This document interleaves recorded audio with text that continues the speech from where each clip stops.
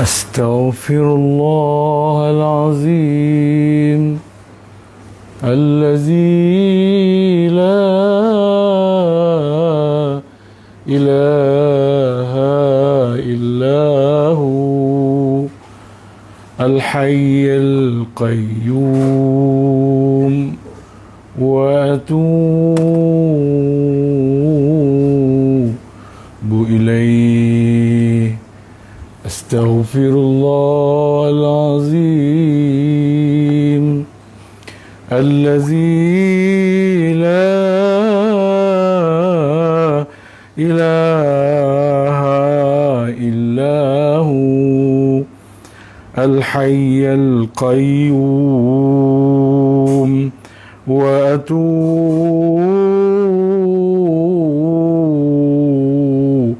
إليه.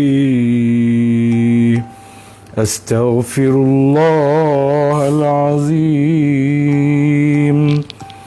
الذي لا إله إلا هو الحي القيوم وأتوب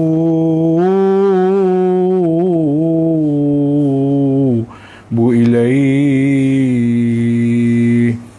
أستغفر الله العظيم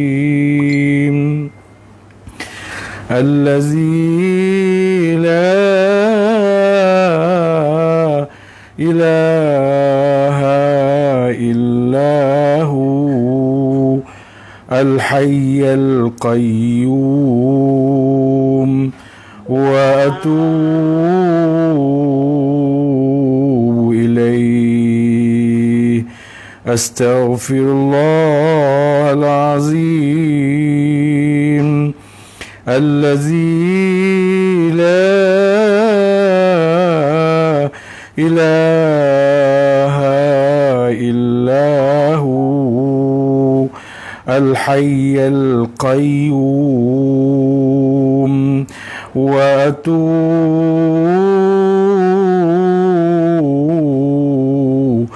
إليه. أستغفر الله العظيم الذي لا إله إلا هو الحي القيوم وأتوب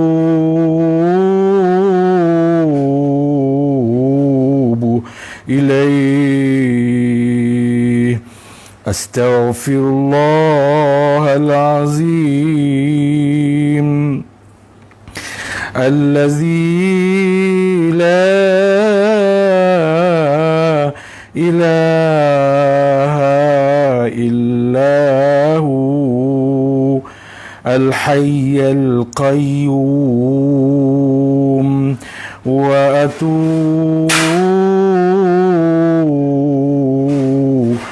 إليه. أستغفر الله العظيم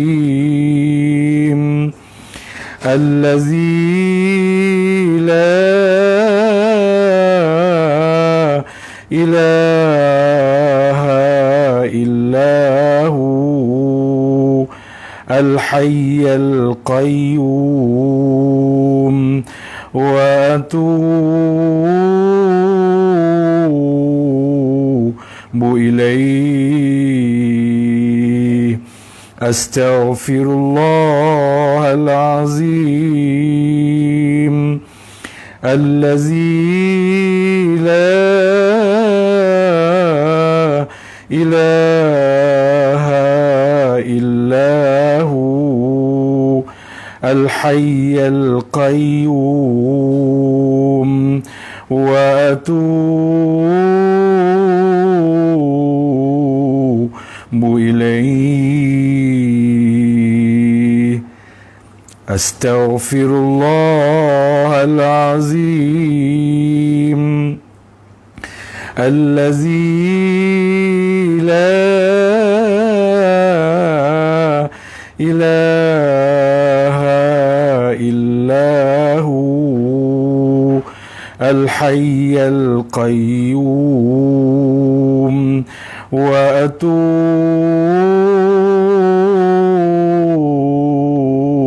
وأتوب إليه لا إله إلا الله لا إله إلا الله لا إله إلا الله محمد رسول الله لا إله إلا الله لا إله إلا الله لا إله إلا الله محمد رسول الله لا إله إلا الله لا إله إلا الله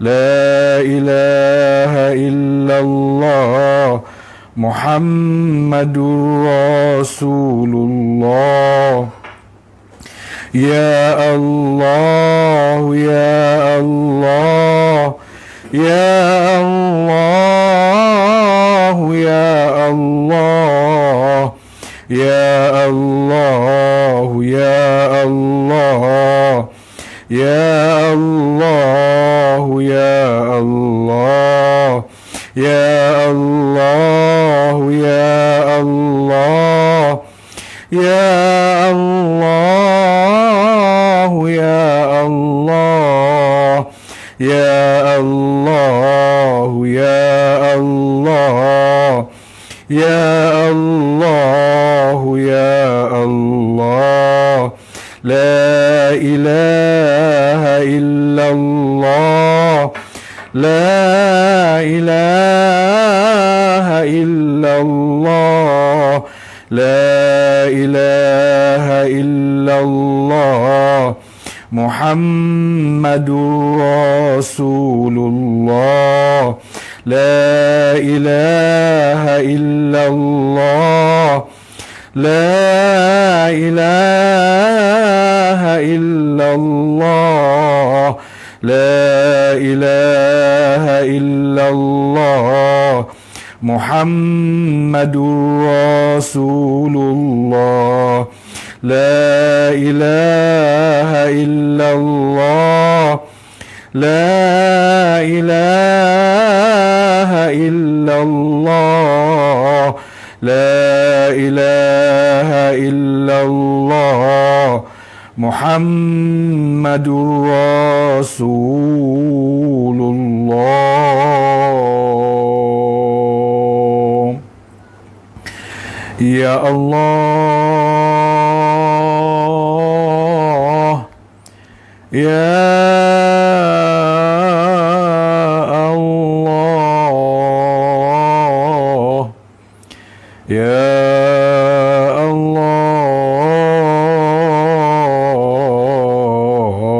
الله يا الله يا الله يا الله يا الله يا الله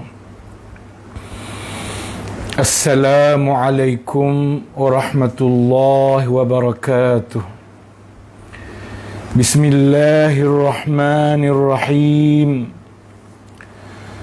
الحمد لله الذي أرسل رسوله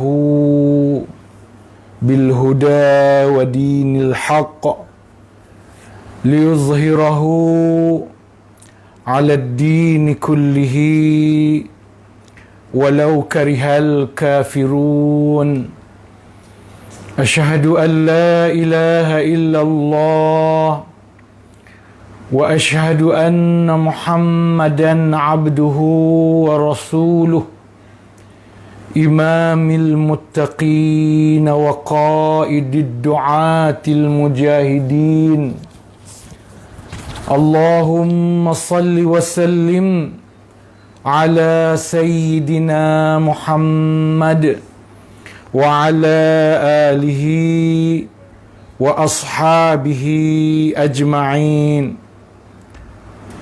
رب اشرح لي صدري ويسر لي أمري واحلل عقدة من لساني يفقه قولي الرحمن علم القرآن خلق الإنسان علمه البيان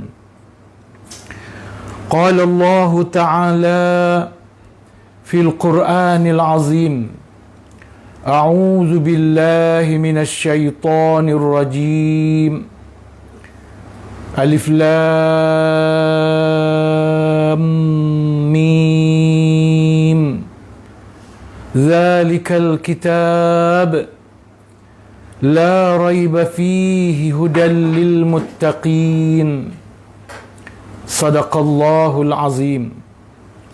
Firman Allah Subhanahu wa taala yang bermaksud Alif Lam Mim, itulah dia Alkitab, atau ada juga yang menafsirkan inilah dia Alkitab yang tidak ada keraguan padanya, yang menjadi petunjuk kepada orang-orang yang bertakwa. Pertamanya, kita mengucapkan syukur kehadrat Allah Subhanahu wa taala kerana dengan limpah dan kurniaannya dapat kita bersama-sama pada malam ini bertemu sekali lagi dalam kuliah live online saya, khusus untuk projek memesrai Warkah Kekasih Agung. Saya dah sebut sebelum ini di mana dalam projek memesrai Warkah Kekasih Agung ini saya ada dua pergerakan. Yang pertama, ia bergerak daripada atas surah, daripada atas Al-Quran, iaitu dia bergerak daripada surah Al-Baqarah. Dia turun. Dan yang satu lagi, ia bergerak daripada bawah, daripada surah An-Nas, daripada Juz'u Amma, daripada surah Al-Falaq. Ya? Sekarang ini, kalau dari pergerakan daripada bawah, saya sudah sampai dekat surah Al-Bayyinah. Cuma pergerakan daripada bawah ni, saya akan menyampaikannya di surau-surau di mana saya berkuliah, ya, secara sambung menyambung, ya. Tapi saya buatlah rakaman live untuk menyimpan rakaman daripada ayat 1, 2 sampailah habis surah dan berganti surah yang lain. Dan surah Al-Baqarah ke bawah ini khas untuk rakaman di rumah saya lah. Ya, rakaman daripada rumah ini khas ambil daripada surah Al-Baqarah. Dan bercakap tentang surah Al-Baqarah ini, kita telah sedang menafsirkan ayat pertama. Kita telah membacakan tafsiran untuk frasa pertama dan frasa kedua daripada ayat pertama. Sekarang kita dalam kerangka membaca tafsiran dan huraian ayat ketiga daripada ayat kedua surah Al-Baqarah ini. Tuan-tuan boleh klik butang yang saya tuliskan di status tu. Ya, tuan-tuan yang biasa ikut dah biasa dah. Saya ada tulis di sana. Saya kata dapatkan nota kuliah di sini. Tuan-tuan boleh klik link dekat bawah tu. Maka tuan-tuan akan masuk ke laman web saya, ustazsyam.com. Ya. Tetapi dia terus masuk ke artikel Al-Baqarah, tafsir surah Al-Baqarah ayat 2. Ya, di situ tuan-tuan boleh scroll nota tu, ya, scroll ke bawah sampailah tuan-tuan jumpa. Saya tulis besar-besar supaya tuan-tuan boleh jumpa, iaitu perkataan, ya, perkataan, saya sebut perkataan sambung baca. Kemudian ada lambang jari telunjuk ke bawah. Ya, kita nak sambung di situ. Berhubung dengan fasa 3 daripada ayat 2 di surah Al-Baqarah ini, kita telah mengulas beberapa perkara. Pertamanya, kita mengulas makna hudan, petunjuk. Kita juga telah mengulas makna taqwa. Dan kita dalam kerangka mengulas makna taqwa itulah. Maka dalam kerangka mengulas makna taqwa itu, kita berbincang beberapa perkara. Yang pertama, kita membawa perbincangan tentang dosa besar. Ya, perbincangan tentang dosa-dosa besar. Ini telah saya bacakan dalam kelas kita yang lalu. Ya, saya telah membacakan pengertian dosa besar. Dosa besar ni dari segi pengertiannya, dari segi kesimpulan pengertiannya. Dan saya juga telah memberikan contoh dosa-dosa besar. Pada malam ini kita menyambung. Ya, tuan-tuan pergi ke tempat yang tertulis sambung baca itu. Iaitu cara bertaubat. Telah disebutkan sebelum ini bahawa kalau dosa kecil, ia boleh terhapus dengan hanya amalan-amalan ibadat tertentu. Umpamanya dengan istighfar, dosa kecil kita sudah boleh terhapus. Dengan bersedekah, dengan berbuat kebajikan, berbuat amal-amal kebaikan, dengan solat sunat, dan melakukan dengan menyambung silaturahim, dosa-dosa kecil itu sudah boleh dihapuskan.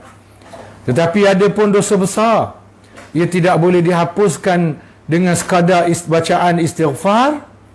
Walaupun kita perlu beristighfar, tetapi sekadar istighfar tidak akan dapat menghapuskan dosa besar.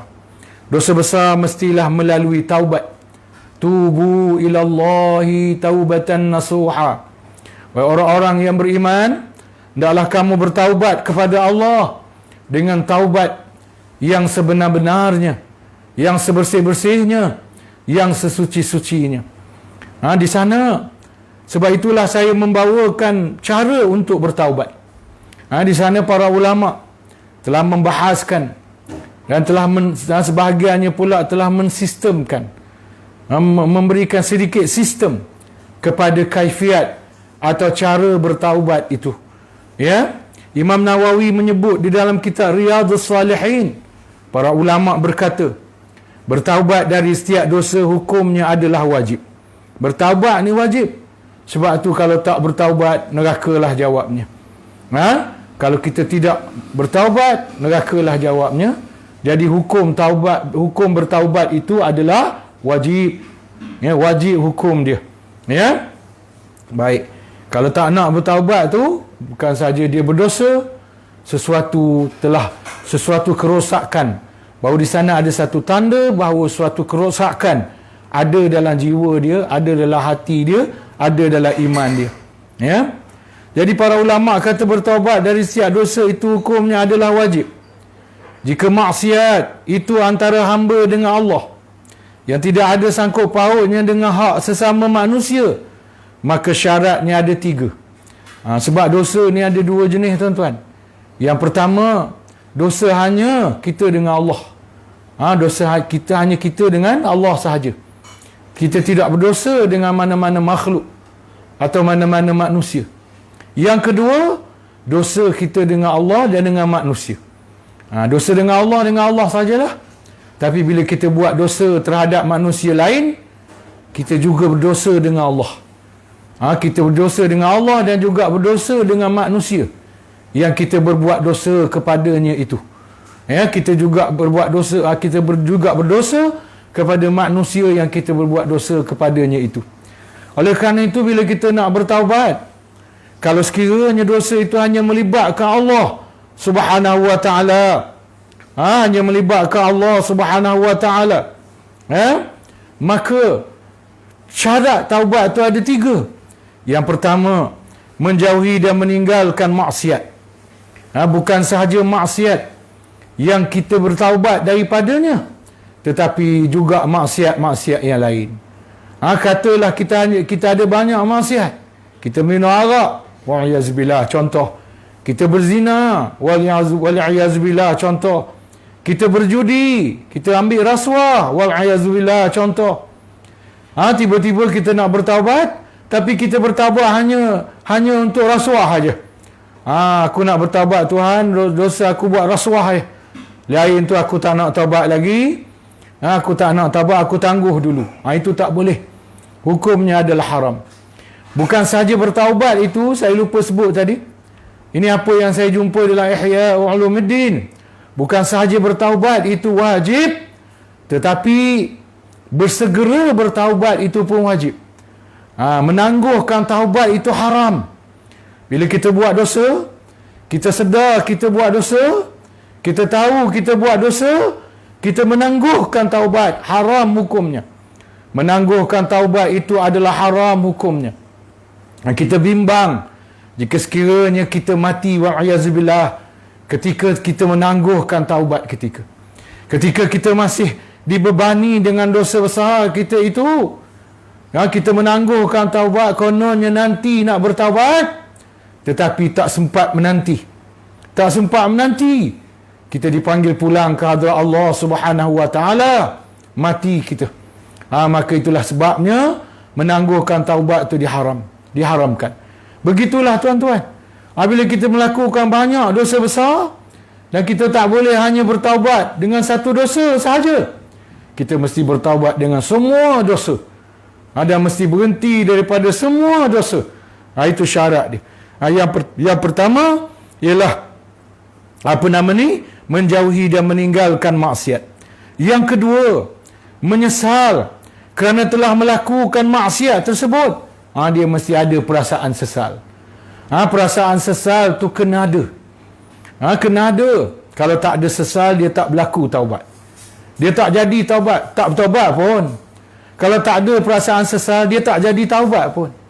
Kalau nampak dia bertaubat pun, maknanya kena paksa tu. Nama ada dia kena paksa bertaubat, ataupun dia tunjuk dia bertaubat untuk orang lain. Dia tunjuk untuk orang lain bahawa dia kononnya dia bertaubat. Kalau sekiranya tidak ada perasaan sesal di dalam hati dia, maknanya taubat dia tak sempurna, taubat dia tidak sah. Mestilah ada di dalam hati dia perasaan sesal, melakukan dosa yang telah pernah dia lakukan, dan begitu juga lain-lain dosa. Itu yang kedua, sesal. Yang ketiga, dia hendaklah berazam dan bertekad untuk tidak mengulangi perbuatan maksiat itu selama-lamanya. Dia perlu ada azam untuk tidak mengulangi perbuatan maksiat itu. Azam yang kuat. Baik. Jika salah satu syarat tidak dipenuhi, maka taubatnya tidak sah. Kalau salah satu syarat ni tadi tidak dipenuhi, dia bertaubat tapi masih buat maksiat, dia tidak ada kesesalan dalam hati dia, keinsafan, kemudian dia tidak berazam pun untuk menjauhi, malah dia berasa dalam hati dia kalau boleh nak buat lagi, taubat dia tidak sah. Tidak sah, dan dia berada dalam dosa selama taubatnya tidak diampunkan oleh Allah. Kemudian keempat, apabila maksiatnya itu tadi melibatkan orang lain, dia bukan hanya berdosa kepada Allah Subhanahu wa taala, dia juga berdosa kepada manusia. Dia mengumpat, dia memfitnah. Dia fitnah orang, dia umpat orang. Jadi dia bila memfitnah, mengumpat ni contoh, dia bukan hanya berdosa dengan orang yang dia umpat, dia berdosa dengan Allah satu, sebab Allah melarang mengumpat, Allah melarang memfitnah. Allah mengumpat ni dia cerita benda buruk, benda betul tapi buruk, cerita buruk orang lain, tu mengumpat. Dosa juga. Betul Ustaz, ni bukan cerita bohong, betul ni, apa saya cerita ni memang betul. Ya, betul lah. Mengumpat dosa juga. Kalau dia cerita keburukan orang lain dan keburukan tu tak betul, dia reka, itu fitnah. Itu namanya fitnah. Sebenarnya tidak tepat. Sebenarnya perkataan sebenarnya dalam bahasa Arab ialah buhtan. Tapi orang Melayu dia dah terbiasa menggunakan perkataan fitnah. Perkataan fitnah ni dia banyak lagi makna dia dalam bahasa Arab. Tapi kita orang Melayu dah biasa guna fitnah. Saya sebut fitnah lah. Jadi bila dia buat dosa mengumpat misalnya, fitnah misalnya, dia berdosa dengan Allah sebab Allah larang mengumpat, larang memfitnah. Dan dia juga berdosa dengan orang yang dia umpat dan dengan orang yang dia fitnah. Walaupun orang yang dia umpat tu berdosa juga. Walaupun orang yang dia fitnah tu berdosa juga. Malah lebih bahaya tuan-tuan. Kalau orang yang kita umpat, kita fitnah ni, orang baik, itu lebih selamat. Saya kata lebih selamat ni kena faham lah ya. Dengar dulu ulasan saya.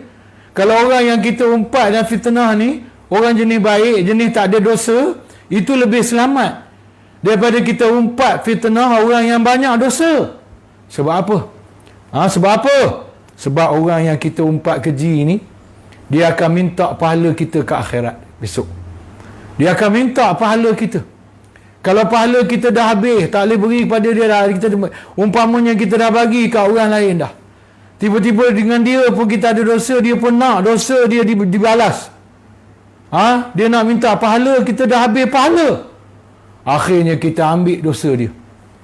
Kita ambil dosa dia. Ini lebih buruk keadaannya tuan-tuan. Sebab itu kalau nak mengumpat, memfitnah, umpat dan fitnah lah orang yang baik-baik. Gurau je. Orang yang baik-baik ni tuan-tuan, dia kadang-kadang awal-awal dia ampunkan kita dah. Macam Tok Guru Haji Adi. Macam Tok Guru Haji Adi Awang misalnya, banyak orang umpat dia. Ambil rasuah 90 juta lah, fitnah. Baru dia makan rasuah 90 juta lah, macam-macam fitnah ke dia. Tapi dia cakap awal-awal dia ampun dah orang yang fitnah dia, umpat dia. Sebab apa? Dia tak nak susah di padang mahsyar. Dia tak nak. Kalau dia tak ampunkan, nanti nak kena kira, nak kena bicara di padang mahsyar lama. Jadi dia tak nak lama di padang mahsyar. Dia pun ampun ke awal-awal. Sebab tu ada setengah orang kata kalau nak umpat, nak fitnah, umpat orang baik-baik. Itu gurau je lah.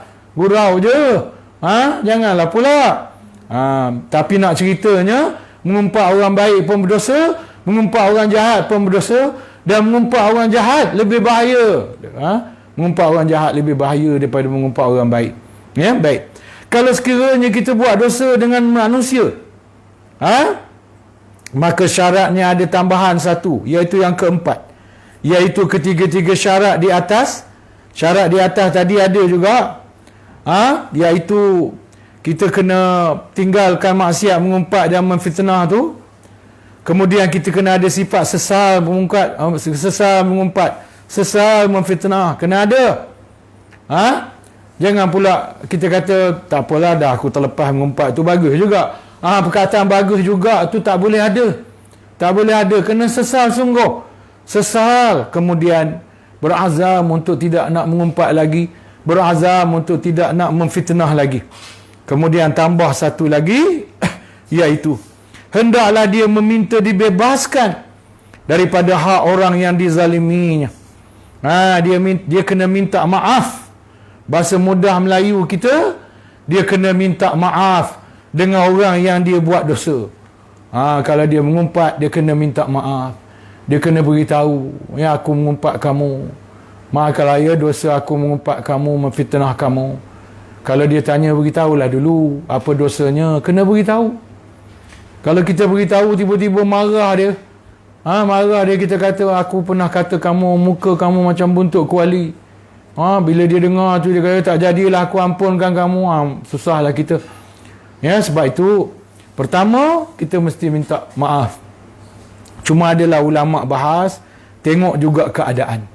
Tengok juga keadaan. Kalau sekiranya meminta maaf itu memburukkan keadaan, sekiranya meminta maaf itu memburukkan keadaan, maka tak payahlah minta maaf, minta ampun pada Allah. Kemudian kita banyak-banyaklah mendoakan orang yang kita berdosa dengannya, supaya doa kita itu dapat menolong menolong kita di akhirat kelak. Bila dia dapat banyak doa kita, maka dia pun maulah memaafkan kita, mengampunkan dosa kita di akhirat kelak. Itu ada langkah yang dianjurkan oleh para ulama. Jadi kalau boleh minta maaf, kena minta maaf. Kalau boleh minta maaf, kena minta maaf, kena pergi. Kalau sekiranya ada kemungkinan meminta maaf itu akan menyebabkan perkara besar, permusuhan besar berlaku, akan menyebabkan cerai-berai, akan menyebabkan berpisah antara anak beranak, adik-beradik, kaum keluarga. Ada kemungkinan itu ada berlaku. Maka kata para ulama, tak payahlah minta maaf. Cukup dengan memohon taubat pada Allah. Kemudian kemudian selain daripada memohon kemaafan kepada Allah, kita juga doakanlah banyak-banyak. Bagi setengah orang yang dia berpegang dengan pendapat sedekahkan pahala. Sedekah bila baca Quran, sedekahkan pahala pada orang yang selain daripada ibu bapa kita, sedekahkanlah juga pahala pada orang yang kita buat dosa kepadanya. Begitu juga kita doakan.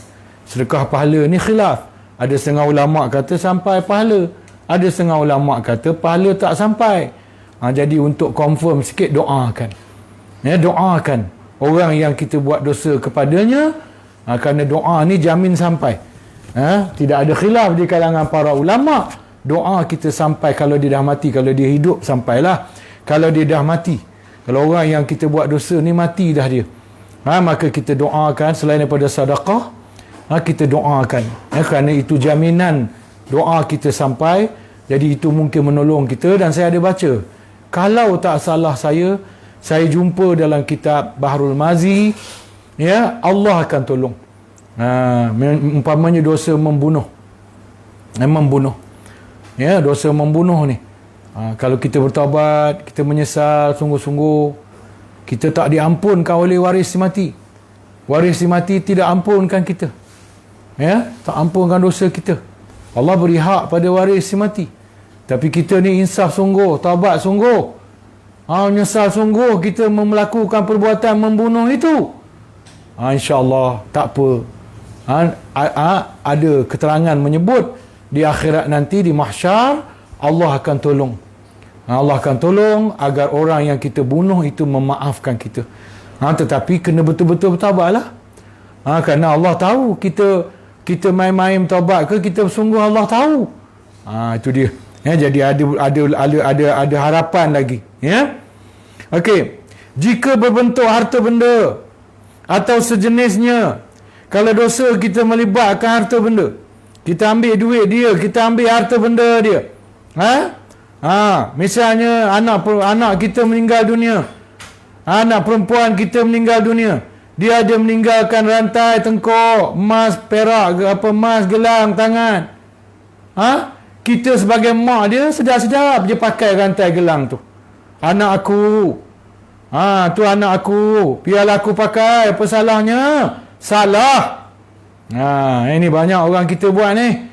Bila anak khususnya anak perempuan lah, dia ada anak perempuan, tapi anak perempuan dia mati dulu daripada dia.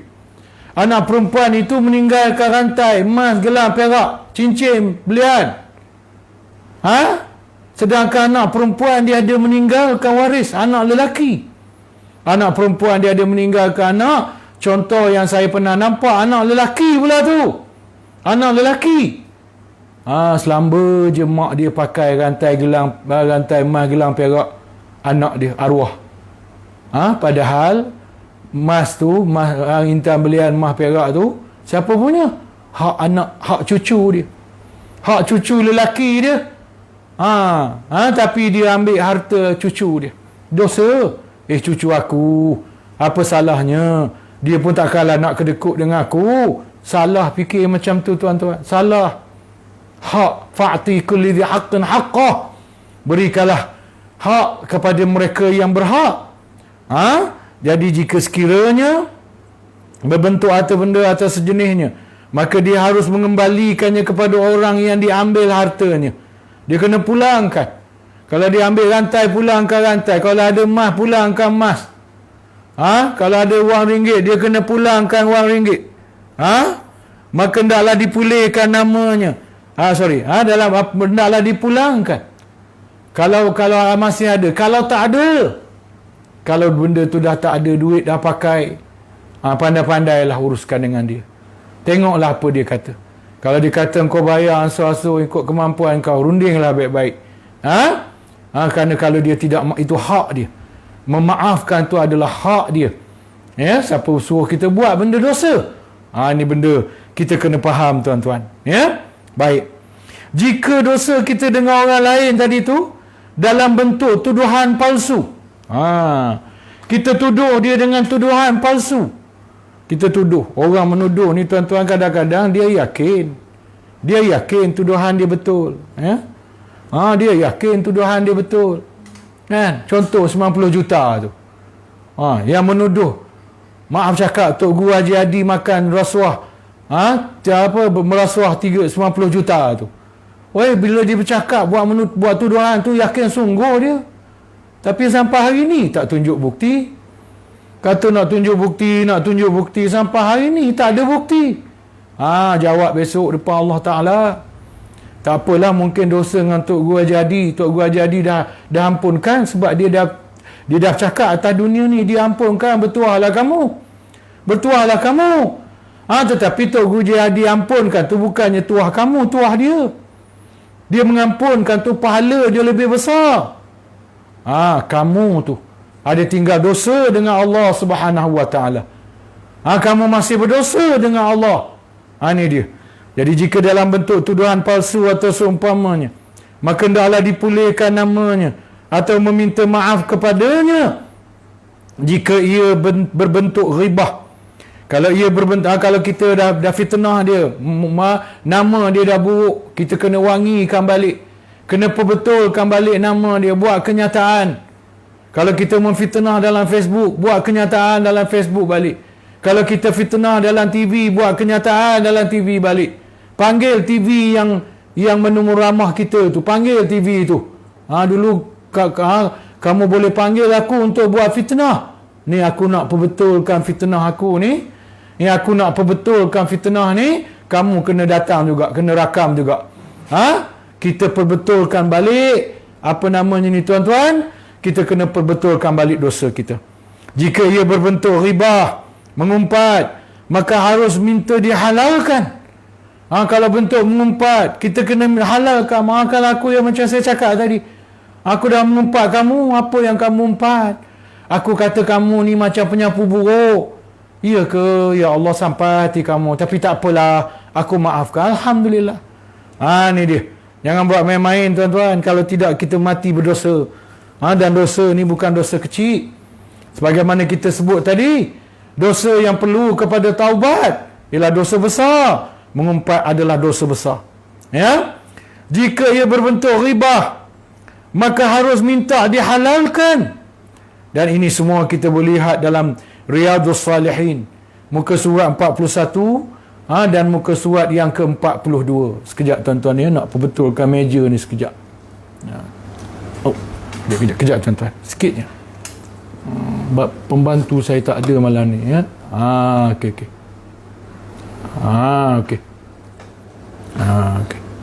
Okey, tuan-tuan. Baik. Begitu. Ya?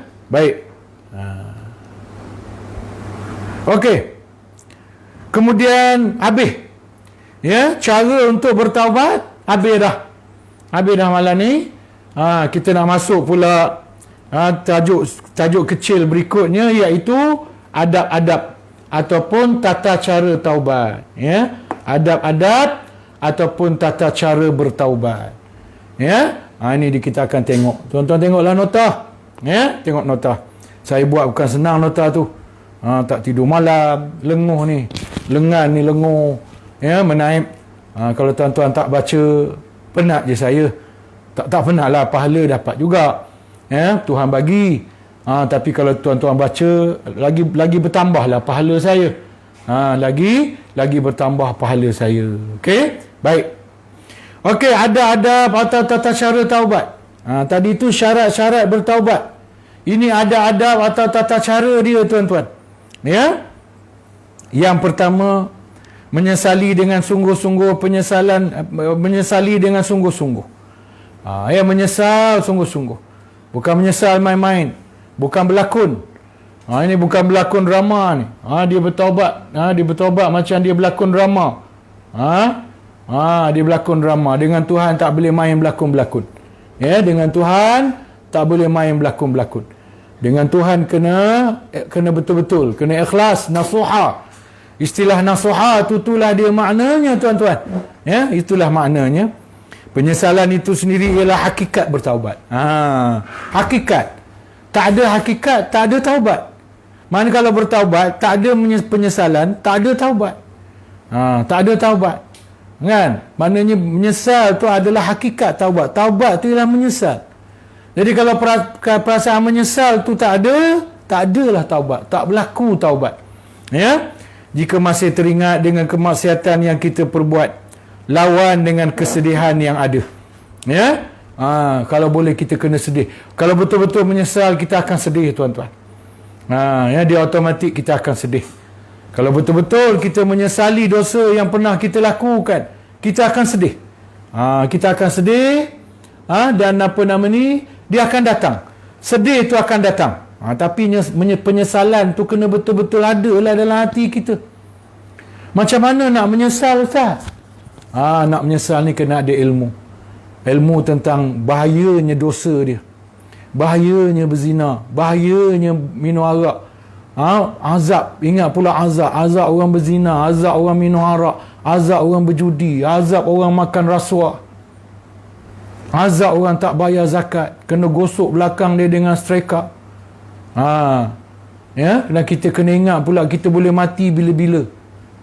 Maka itu semua akan mendatangkan rasa sesal dan insaf terhadap dosa yang telah pernah kita lakukan. Ya? Baik. Yang kedua, adab yang kedua, meninggalkan perbuatan dosa itu dan semua penggalak kepadanya.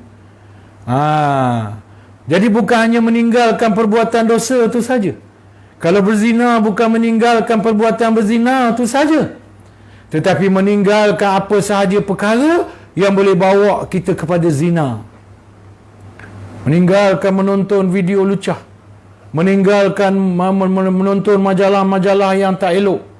Meninggalkan menonton melihat anak-anak dara berjalan dengan pakaian seksi. Meninggalkan melihat benda-benda yang haram. Tinggalkan perkara yang boleh mendorong kita pada perbuatan zina. Begitu juga dengan judi. Judi. Tinggalkan judi. Kalau misalnya kita berjudi itu dengan sebab dipengaruhi oleh kawan-kawan sebenarnya, tinggalkan kawan-kawan yang mempengaruhi kita untuk berjudi itu. Tinggalkan. Tak berdosa, tidak haram kita. Sebab kalau kita berkawan dengan mereka, dia akan membawa kita melakukan maksiat besar. Kalau betul lah mereka penyebab. Kalau mereka bukan sebab, tak patutlah kita tinggalkan. Tapi kalau benarlah kawan-kawan kita penyebab kita melakukan maksiat, dosa berjudi misalnya, tinggalkan berkawan dengan mereka, tak berdosa kalau kita tidak berkawan dengan mereka. Cuma kalau berselisih itu bagi salam. Kalau berselisih itu tegur. Sembang 2-3 patah perkataan. Tapi jangan rapat, jangan bersahabat. Kerana setakat tegur siapa, tak akan mempengaruhi kita. Tapi kalau dah sampai tahap bersahabat, itu menyebabkan kita akan dipengaruhi. Itu dia. Ya? Kemudian yang ketiga, tata cara bertaubat atau adab bertaubat yang ketiga, berazam untuk tidak mengulang kembali. Ini macam ni tadi tu syarat lah. Ini benda ni ada dalam syarat. Ni cuma adab je. Berazam. Berazam ni dia ada. Berazam ni dalam maksud apa, tuan-tuan? Berazam ni dalam maksud ada perancangan. Bukan azam kosong. Ada perancangan dia. Aku tak akan berzina lagi. Dan dalam hati dia kata, kalau untuk itu aku tak akan dating lagi. Aku tak akan berchatting-chatting dengan kawan perempuan lagi. Aku tak akan berjudi lagi. Untuk itu, untuk mengelakkan aku berjudi lagi, aku tak akan berkawan lagi dengan sebulan, sebulan. Aku tak akan makan rasuah lagi.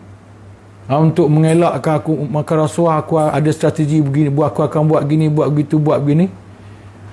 Ya, macam maknanya bila kata berazam untuk tidak ulang, kita ada perancangan, ada strategi untuk membantu kita supaya kita memang tak akan mengulang dosa yang pernah kita buat. Yang keempat, dekatkan diri kepada Allah dan banyak beribadah. Ya. Dekatkan diri kepada Allah dan banyak beribadah. Jangan tinggalkan dosa tu je. Kena semayang. Kena semayang. Dan bila dah semayang tu, jangan semayang wajib je. Kena tambah semayang sunat. Kena perbanyakkan. Kerana dengan memperbanyakkan semayang sunat, dia akan memberi kekuatan kepada kita untuk meninggalkan maksiat-maksiat. Ya. Firman Allah Subhanahu wa taala di dalam surah Hud, ayat 114, wa aqimis salata tarafayn nahari wa zulafan minal laili innal hasanati yudhibna sayyiat dzalika dzikra lizzakirin. Maksudnya, dan dirikanlah sembahyang, wahai Muhammad, engkau dan umatmu pada dua bahagian siang, iaitu zuhur dan asar, dan dua bahagian dan pada waktu-waktu yang berhampiran dengannya dari waktu malam, iaitu maghrib dan isyak. Subuh tu dia kira di tengah-tengah lah. Sesungguhnya ada orang kata subuh tu wusta, ada orang kata asar, itu khilaf ulama lah. Sesungguhnya amal-amal kebajikan, terutama semayang tu tadi, terutama solat tu tadi, menghapuskan kejahatan. Menghapuskan dalam makna amal ibadat tadi, salat sunat, zikir, wirid, baca Quran, sedekah, itu tadi menghapuskan dosa-dosa kecil. Dan dalam konteks dosa besar, amal salat sunat, sedekah, zikir, wirid, itu akan menghapuskan dosa-dosa besar kita. Maksudnya dia akan hilangkan dosa tu daripada kita. Kalau masih ada sakit baki, tenaga nak buat dosa tu, ibadat ni tadi akan melemahkan sakit baki tenaga untuk berbuat dosa tu, tuan-tuan. Bila kita dah bertaubat, tiba-tiba kita berasa macam nak buat balik dosa lama. Cepat-cepat baca Quran, berzikir, cepat-cepat bawa diri pergi dengar kuliah. Dia dengar kuliah ni lebih baik, tuan-tuan, daripada baca Quran tu kan. Baca Quran sendiri-sendiri tu, lebih baik kita pergi dengar kuliah. Lebih baik kita pergi dengar kuliah. Kerana itu kita akan dengar nasihat daripada ustaz-ustaz. Ya, akan ada ayat Quran yang dibaca, akan ada hadis yang dibaca. Kalau tak pun kita kita semayang sunat, ambil wuduk semayang, baca Quran, zikir, wirid. Kalau boleh buat macam ulama zaman dulu buat. Saya baca dalam Ihya Ulumuddin, tuan-tuan. Apa Imam Ghazali kata dalam Ihya Ulumuddin? Ulama-ulama zaman dulu ni, tuan-tuan, mereka ni kalau terasa hati mereka keras, terasa hati mereka keras, terasa hati kasar, keras, mereka buat apa? Mereka pergi ke kubur. Mereka pergi ke kubur. Tak kira lah, siang hari pergi kubur. Kalau malam hari pun pergi kubur. Untuk menginsafkan diri, untuk mendapat keinsafan. Pergi kubur. Kita takut pergi kubur, sebab kita orang Melayu ni, kubur sinonim dengan hantu. Kubur tu sinonim dengan hantu. Kan? Mana boleh tak ada, sebenarnya tak ada hantu, tuan-tuan, tak ada. Tengoklah budak-budak para mistik kita, bertahun-tahun dah buat kerja, berjalan dalam hutan pukul tengah malam, pukul 2-3 pagi, berjalan dekat bangunan buruk, bangunan lama, hutan, tempat-tempat yang dikatakan berhantu, nampak tu, nampak ni, macam-macam. Tak nampak pun, tuan-tuan. Kelibat adalah. Nampak kelibat, bayang-bayang, kemudian terakamlah kelibat, lembaga, wayang hitam, apa semua nampak adalah. Tapi hantu terang-terang tu tak ada, macam dekat Indonesia tu. Mungkin di Indonesia hantu banyak, kan? Hantu sampai boleh sampai pencari hantu ni dia boleh selak-selak kain kapan. Bohong betul tuan-tuan. Bohong je kita, kena bohong. Sampai boleh selak kain kapan. Ada satu video tu tuan-tuan, berhenti saya tengok. Mula tertarik juga tengok. Dia jalan hutan, dia pun jumpa Pontianak. Pontianak tu pula beranak, ada anak baby. Dia boleh colik baby Pontianak tu, colik buat lari. Ada kepatut. Ini bohong namanya. Hantu tak ada tuan-tuan. Biar saya cerita kat tuan-tuan. Saya cerita kat tuan-tuan. Kawan saya, orang Kelantan, dia balik Kelantan. Dia test. Dia buat ujian. Betul ke ada hantu ke tak ada. Dia buat ujian. Dia pergi ke kubur malam-malam. Pukul 10. Kalau tak salah saya, dia kata pukul 10 malam. Dia pergi kubur tu pukul 10 malam. Pergi kat kubur sorang-sorang. Dia pun duduk kat kubur. Tak ingat ayah dia ke, tok dia ke, tak ingat. Tapi saudara mara ayah lah kot, tak asal saya ayah. Dia duduk. Tak ada apa-apa lah, lama dia duduk. Tak ada apa-apa, senyap, sunyi gitu. Tapi tiba-tiba tuan-tuan, tak berapa setengah jam ke agaknya, saya pun tak ingat disebut tu, tempoh tu. Dia dengar bunyi benda bergerak. Krap, tapak kaki bergerak, dia dengar. Dia kata, ada sungguh kot hantu ni. Tu ada bunyi tapak kaki tu. Makin lama makin dekat daripada arah belakang dia. Makin lama makin dekat, makin lama makin dekat. Ada masanya berhenti bunyi tu, ada masanya berjalan balik. Tiba-tiba bahu dia kena sentuh. Dia toleh-toleh, dia pegang toleh-toleh, tengok pak cik dia. Pak cik dia. Pak cik kenapa? Dia kata, mu kenapa? Mu buat apa sini? Habis pak cik buat apa sini? Dia kata, aku tengok mu. Aku tengok mu seorang-seorang yang masuk kubur ni. Buat apa? Tu aku datang mari tengok ni. Kan? Pakcik dia tak tahu. Kata anak saudara dia tu nak uji. Tak ada, dia kata tak ada hantu. Tuan-tuan, sebab itulah ulama-ulama zaman dulu, bila hati mereka rasa keras, kasar, mereka pergi kubur. Saya tak boleh lah tuan-tuan, uzur. Bukan senang nak naik turun kereta, nak naik turun katil pun susah. Apa lagi kereta. Tak dapat lah saya nak pergi kubur. Kalau yang sihat-sihat tu apa salahnya? Kalau rasa keras je hati tu, pergi kubur, sungguh pergi. Duduk, tengok batu nisan. Lebih-lebih lagi kubur yang kita kenal isi dia. Kan kubur adik kita misalnya, tengok. Apalah khabar kamu adik Umar? Apa khabar kamu mak? Apa khabar mak kat sana? Atih, apa khabar Atih? Ya? Kita menung, fikir apa yang jadi. Jasad mereka memang dah hancur dan sebagainya. Itu dia. Cara kita nak menakutkan, mendatangkan rasa keinsafan dan ketakutan untuk mengulang dosa tu. Ya? Perintah-perintah Allah yang demikian adalah menjadi peringatan bagi orang-orang yang mahu beringat. Sekurang-kurangnya beribadat.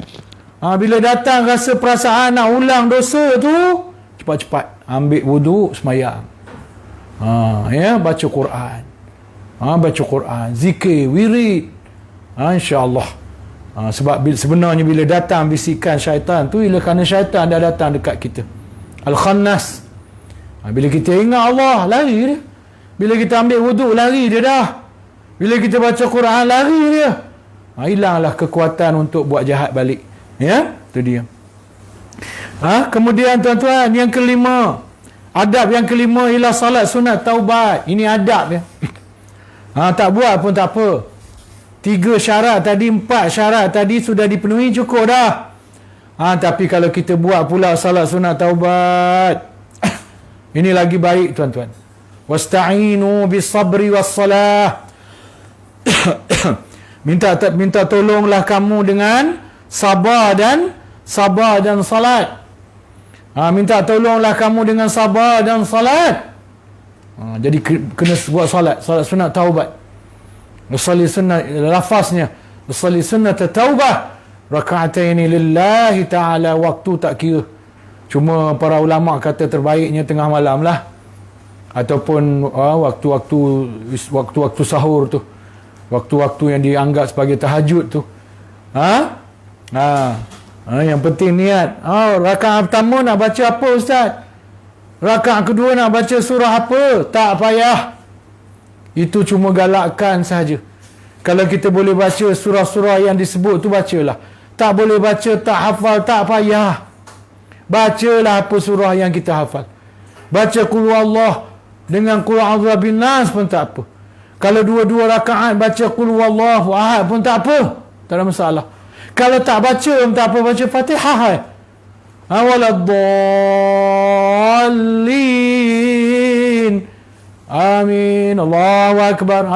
Tak ada baca surah pun tak apa. Lepas surah tu sunat. Rukunnya Fatihah. Salat tu rukunnya yang penting. Tapi kalau kita dapat buat yang sunat-sunat, doa iftitah apa semua tu baguslah. Itu lebihlah baik. Ya. Tapi daripada kononnya nak sempurna langsung tak buat, lebih baik buat walaupun ringkas.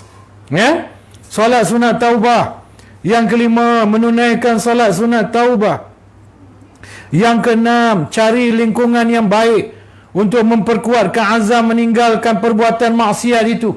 Cari lingkungan, influence. Kita nak tinggalkan minum arak, janganlah pergi kelab malam lagi. Kita ni nak tinggalkan arak tapi masih mengunjungi kelab malam dengan alasan kononnya tak nak minum dah, saja nak pergi sembang-sembang je. Tak betul. Jangan lagi pergi kelab malam. Kita ni nak meninggalkan judi, jangan lagi kita terlibat dengan perkara-perkara yang mendekatkan kita dengan judi. Jangan. Tapi kita cari lingkungan yang baik-baik. Orang yang nak bertaubat, nak meninggalkan zina, nak meninggalkan judi, nak meninggalkan rasuah, dia kena cari lingkungan yang baik. Dia kena cari masjid, dia kena cari surau. Selalulah duduk-duduk dalam majlis ilmu.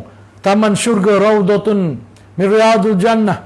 Taman-taman syurga di dunia, kata Rasulullah SAW. Sahabat tanya, apakah taman syurga di dunia? Ataupun Rasulullah kata, tahukah kamu apakah taman syurga di dunia? Rasulullah jawab, adalah majalisil ilmi, majlis-majlis ilmu. Orang yang nak bertaubat, dia mesti cari lingkungan yang baik, influence yang baik. Dia kena selalu pergi masjid, kena selalu pergi surau, kena selalu berada dalam majlis-majlis ilmu, majlis-majlis zikir. Kena selalu kena cari kawan-kawan yang baik. Jangan lagi pergi ke lingkungan-lingkungan yang mendorong kepada maksiat tadi.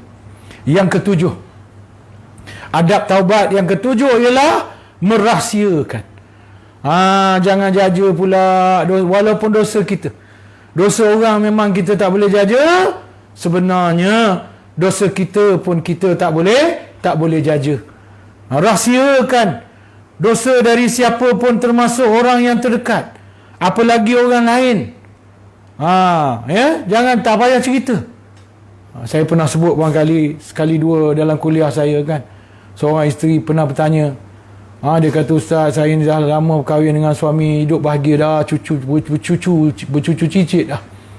Tapi saya ni terbuku di hati sebab sebelum kenal suami saya ada kawan dengan seorang lelaki, dah terlanjur berzina. Tapi taklah jadi apa, mengandung tidak apa tidak. Kemudian jumpa suami, kahwin, elok sampai sekarang.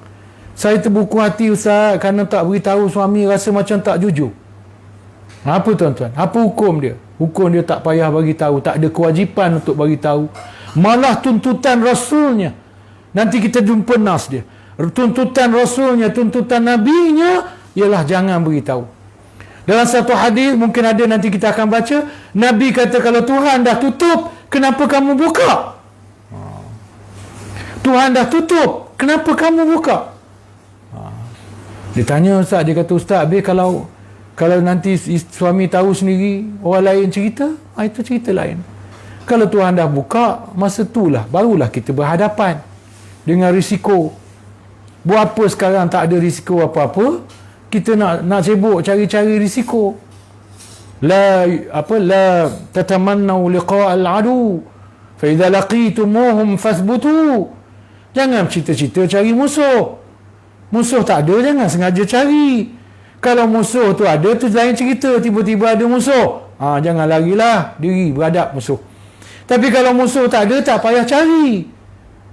Susah belum ada, cari buat apa? Kalau takdirnya Tuhan dedah, maka masa tu itu ujian kita lah. Selalunya kalau Tuhan nak tutup, Tuhan tutup. Tuhan pelihara, tuan-tuan. Tuhan ni sifat dia menutup keaiban kita. Kecuali kita lah yang tak tahu bersyukur kepada Allah yang menutup keaiban kita. Dalam hal ini, saya nak berhenti dah ni. Punggung sakit dah ni. Firman Allah Subhanahu wa taala, Rabbana faghfir lana dhunubana wa kaffir 'anna sayyi'atina. Suatu doa yang Allah rakamkan dalam surah Ali Imran. Wahai Tuhan kami, Rabbana, wahai Tuhan kami, faghfir lana, ampunilah dosa kami. Faghfir lana dhunubana, ampunilah kami akan dosa-dosa kami. Ampunilah kami akan dosa-dosa kami. Mi tengok mungkin dah sampai, dia call. Dah sampai yang kuih tu, mungkin dah sampai. Okey, minta maaf tuan-tuan ada gangguan sikit, masalah teknikal. Rabbana, wahai Tuhan kami, faghfir lana dhunubana, ampunkanlah kami atas dosa-dosa kami. Wa kaffir 'anna sayyi'atina. Wa kaffir 'anna sayyi'atina ni tuan-tuan ditafsirkan oleh para ulama, dan tutupkanlah bagi kami keburukan-keburukan dan kejahatan-kejahatan kami. Ini doa orang-orang beriman yang Allah rakamkan dalam Quran. Maknanya Allah mengiktiraf doa ini. Isi doa ini diiktiraf oleh Allah Subhanahu wa taala. Maka isi doa ni antaranya berbunyi wa kaffir 'anna sayyi'atina, yang ditafsirkan oleh para ulama sebagai tutupkanlah bagi kami akan keburukan-keburukan ataupun kejahatan-kejahatan kami. Hapuskanlah bagi kami keburukan-keburukan dan kejahatan-kejahatan kami. Macam saya pernah sebut hari itu dekat surau Ar-Rahimah, puncak alam fasa 1. Setiap kita ni ada keaiban tuan-tuan. Setiap kita ada kecacatan. Jangan buka aib orang lain walau kita tahu. Jangan buka cacat orang lain walau kita tahu, sebab Tuhan janji kita buka aib orang lain, buka cacat orang lain hari ini, satu hari nanti Tuhan akan buka keaiban kita. Saya ulang, jangan berani-berani nak cerita buruk orang lain, nak dedah buruk orang lain tanpa keperluan masyarakat, tanpa keperluan orang ramai. Jangan berani nak cerita aib orang lain, jangan berani nak dedahkan keburukan orang lain, kerana ancaman Allah akan dedahkan aib kita. Elok-elok Allah tutup aib kita, elok-elok Allah tutup kecacatan kita, nanti Allah buka kecacatan kita, kita akan berasa malu sebagaimana kita memalukan orang. Sebagaimana kita mengaibkan orang, kita akan diaibkan oleh Allah Subhanahu taala. Tuan-tuan tengok je lah, dalam dunia ni banyak berlaku tuan-tuan. Bacalah surat khabar, bacalah Facebook, bacalah internet, banyak dah peristiwa berlaku. Dulu dia aibkan orang, hari ni aib dia terbuka. Dulu dia dedahkan cacat cela orang lain, hari ni cacat cela dia dibuka oleh Allah Subhanahu wa taala. Jadi kewajipan kita menutup aib orang dan aib kita sendiri, menutup cacat cela orang dan cacat cela kita sendiri. Contohnya tuan-tuan, saya kata ulama tafsir menafsirkan kafir wa kafir 'anna tu dengan tutuplah aib kami, sayyi'atina keburukan kami, kejahatan kami, aib kami, buruk kami. Iaitu Al-Wasi' dalam menafsirkan doa ni berkata, antaghfir lana dhunubana bi antastarraha wa ta'fu anha. Bahawasanya engkau ampunlah dosa kami, dan bahawasanya engkau sembunyikanlah, tasattaraha. Ini tafsiran Al-Wasil yang Tantawi kata bi antasattarana, bahawasanya engkau sembunyikan dosa kami tadi, sembunyikan aib kami tadi, wa ta'fu anna, dan menghapuskannya bagi kami, wa antakfir anna, wa antukaffir anna, dan kau hapuskan dari kami sayyiatina kejahatan kami, bi an tazayyaluha wa tamhuha wa tahawaluha ila hasanatin. Tafsir kedua contoh dalam tafsir Al-Mukhtasar Tafsir, fastarra dhunubana fala tafdahna, hendaklah kamu sembunyikan dosa kami, dan jangan kamu dedahkan, fala tafdahna. Ini tafsiran yang ada dalam kitab Mukhtasar Al-Mukhtasarut Tafsir. Jadi doa tadi ditafsirkan, wahai Tuhan kami, ampunlah dosa kami, tutupkanlah kejahatan kami, keaiban kami, apa yang memalukan kami, tutupkanlah. Jadi tutupilah dosa-dosa kami, jangan dedahkan. Riwayatkan daripada Abu Hurairah, Rasulullah sallallahu alaihi wasallam bersabda, setiap pengikutku akan diampunkan kecuali orang yang mendedahkan kesalahan mereka. Ya? Maknanya setiap orang akan diampunkan. Yang tak diampun siapa? Syarat untuk dosa kita diampunkan ialah bila kita tidak dedahkan dosa kita tanpa keperluan. Kalau ada keperluan nak nasihat orang, nak bagi orang tu berkesan nasihat, tu cerita lain, itu pun tertutup, janganlah buka war-warkan. Ya, syarat untuk dosa kita diampunkan ialah kita menutup kesalahan kita dan menutup kesalahan orang lain. Kalau kita suka dedah keburukan kita, dedah keburukan orang lain, itu menyukarkan dosa kita diampun oleh Allah Subhanahu wa taala. Contohnya adalah orang yang melakukan dosa pada malam. Ya. Pada malam. Saya ambil satu rangkap je lagi tuan-tuan, lepas tu saya tutup. Kita habiskan sikit, tinggal 2 rangkap je ya.